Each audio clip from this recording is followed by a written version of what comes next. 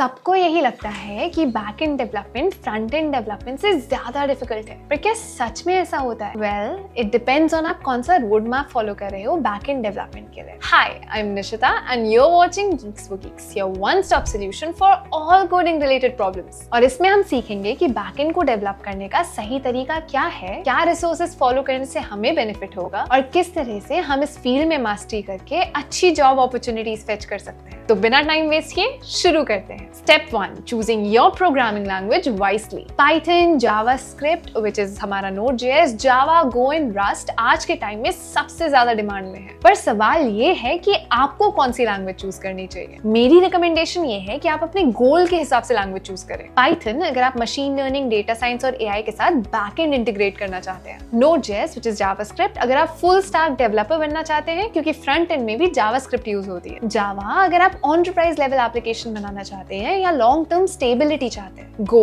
अगर आपको high performance micro services बनानी है। रस्ट अगर आपको एप्लीकेशन की सेफ्टी और परफॉर्मेंस दोनों क्रिटिकल है। किसी भी प्रोग्रामिंग लैंग्वेज को सीखने का मतलब सिर्फ उसका बेसिक सिंटैक्स जानना नहीं होता। आपको उस लैंग्वेज में variable, data type, control flow, function और ऑब्जेक्ट ओरिएंटेड प्रोग्रामिंग आनी चाहिए। और ऑब्जेक्ट ओरिएंटेड प्रोग्रामिंग की इन डेप्थ अंडरस्टैंडिंग और उनको एफिशिएंटली यूज करना आना चाहिए। इसलिए मैं आपको रिकमेंड करूंगी कि सारी लैंग्वेज को सरफेस लेवल सीखने की कोशिश मत करो और किसी एक लैंग्वेज पे अच्छे से कमांड लो। पर लैंग्वेज सीखना बस शुरुआत है। Second, master database fundamentals. Backend developer का काम होता है डेटा को स्टोर करना, रिट्रीव करना और डेटा को मैनेज करना। इसी वजह से बैकएंड डेवलपर के डेटाबेस के कोर कॉन्सेप्ट्स क्लियर होने बहुत नेसेसरी है। डेटाबेस में हमारे पास दो कैटेगरीज हैं, SQL and no SQL. SQL या रिलेशनल डेटाबेस डेटा को स्ट्रक्चर्ड फॉर्म में टेबल में स्टोर करेगा। सीक्वल के पॉपुलर एग्जांपल्स हैं माईसीक्वल, पोस्टग्रेसक्वल, ओरेकल। इन सब में माईसीक्वल सबसे ज्यादा यूजर फ्रेंडली है, जिसकी वजह से उसका यूसेज वैरायटी ऑफ एप्लीकेशंस में होता है। On the other hand, no SQL या नॉन रिलेशनल डेटाबेस में डेटा को फ्लेक्सिबल फॉर्मेट में स्टोर किया जाता है। नो सीक्वल डेटाबेसेस स्कीमालेस होते हैं और साथ ही साथ हाई स्केलेबिलिटी प्रोवाइड करते हैं। नो सीक्वल के कुछ पॉपुलर एग्जांपल्स हैं मोंगोडीबी जो होता है डॉक्यूमेंट बेस्ड, रेडिस जो हमारी की वैल्यू लेगा और कैसेंड्रा जो वाइट कॉलम बेस्ड। ये सारे large scale applications, real time web apps और बिग डेटा प्रोसेसिंग में काफी कॉमनली यूज्ड है। डेटाबेस का सिलेक्शन एप्लीकेशन रिक्वायरमेंट पे डिपेंड करता है। अगर स्ट्रक्चर्ड डेटा और कॉम्प्लेक्स रिलेशनशिप है तो सीक्वल एक बेटर ऑप्शन है, लेकिन अगर स्केलेबिलिटी और फ्लेक्सिबिलिटी जरूरी है तो नो सीक्वल काफी एडवांटेज देता है। तो you should always decide accordingly. Programming language और डेटाबेस के बाद नेक्स्ट इंपॉर्टेंट स्टेप है बैकएंड फ्रेमवर्क चूज करना। फ्रेमवर्क आपके डेवलपमेंट प्रोसेस को सिग्निफिकेंटली स्पीड अप करते हैं, क्योंकि इसमें boiler plate code pre built होता है। और 2025 के कुछ ट्रेंडी फ्रेमवर्क्स देखते हैं। इफ यू चोजन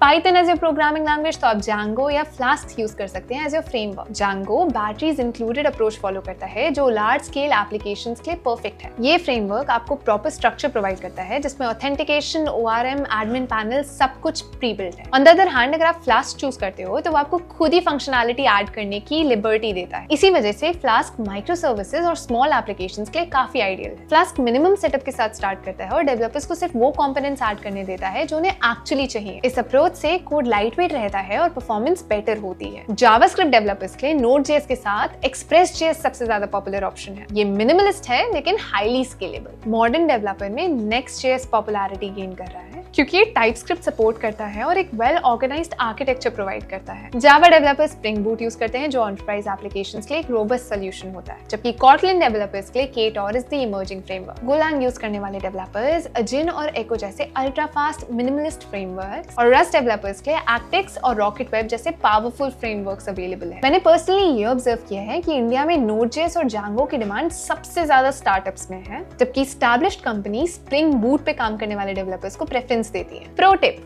शुरुआत में ही एक फ्रेमवर्क पे फोकस करो और उसमें एक्सपर्ट बनो, because that will give you more results then trying to do all the frameworks ऊपर से। स्टेप 4, एप्लीकेशन प्रोग्रामिंग इंटरफेस या API डेवलपमेंट। API सिंपली एक इंटरफेस है जो डिफरेंट सॉफ्टवेयर कंपोनेंट्स को कनेक्ट करती है। 2025 में हर modern front end application API के थ्रू बैकएंड से कम्युनिकेट करती है, जिसकी वजह से बैकएंड डेवलपर्स के लिए API डेवलप करना एक कोर स्किल माना जाता है। मार्केट में आज 3 major API types popular. REST API जो इंडस्ट्री स्टैंडर्ड है और रिसोर्स बेस्ड API यूज करता है। करता है। GraphQL जो फेसबुक ने डेवलप की है और वो फ्लेक्सिबल डेटा फेचिंग प्रोवाइड करता है, और gRPC जो गूगल की टेक्नोलॉजी है और हाई परफॉर्मिंग माइक्रो सर्विसेज के लिए इट्स परफेक्ट। इन सब में REST API most commonly used है, लेकिन GraphQL का इंटीग्रेशन कॉम्प्लेक्स एप्लीकेशंस में तेजी से बढ़ रहा है। API डेवलपमेंट में सक्सेस के लिए आपको HTTP methods which is get, post, put, delete, status codes which is 200, 404 and 500, authentication mechanisms JWT, OAuth और request response formats which is JSON, XML, इनका डीप नॉलेज होना काफी जरूरी है। API को इफेक्टिवली टेस्ट करने के लिए पोस्टमैन या इंसोमनिया जैसे टूल्स इंडस्ट्री स्टैंडर्ड है। इनसे आप रिक्वेस्ट सिमुलेट कर सकते हो बिना फ्रंट एंड के। Next and the final step is version control and deployment. आज के टेक वर्ल्ड में सिर्फ कोडिंग आना काफी नहीं है। 2025 में टॉप कंपनीज एक्सपेक्ट कि आपको कोड को डिप्लॉय करना और मैनेज करना भी आना चाहिए। चाहे आप फ्रेशर हो या एक एक्सपीरियंस प्रोग्रामर, इन स्किल्स के बिना आपका ग्रोथ काफी मुश्किल हो। Here's when we talk about Git, which is the foundation of versioning. Git एक वर्जन कंट्रोल सिस्टम है जो आपके कोड के हर चेंज को ट्रैक करता है, जिससे आप पुराने वर्जन में वापस जा सकते हो, मल्टीपल डेवलपर्स के साथ कोलैबोरेट कर सकते हो और